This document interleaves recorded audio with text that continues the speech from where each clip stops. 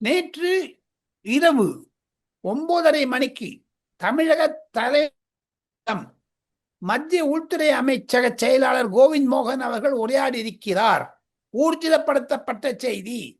Director intelligence bureau Thappan தேக்கா என்பவர் தன்னுடைய அலுவலகத்தில் உச்ச ஸ்பெஷல் டைரக்டர்ஸை வைத்துக் கொண்டு தமிழகத்தில் இருக்கக்கூடிய உளவுத்துறை மத்திய உளவுத்துறை அதிகாரிகளிடம் தொலைபேசியில் பேசி அதனுடைய சாராம்சத்தை தான் பிரதமருக்கும் உள்துறை அமைச்சருக்கும் தெரிவித்திருக்கிறார்கள். அதில் தான் இறந்தவர்களுடைய எண்ணிக்கை அப்பொழுது நேற்று இரவு 25 இருந்தது, இப்பொழுது 40 உயர்ந்திருக்கிறது.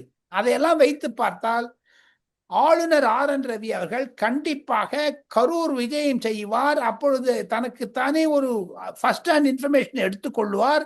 கூடிய விரைவில் இன்று மாலையோ நாளையோ மத்திய பாஜகவுடைய தூதுக்குழு ஒரு அமைச்சர் தலைமையில் வர இருக்கிறதாகத்தான் நான் கேள்விப்படுகிறேன்.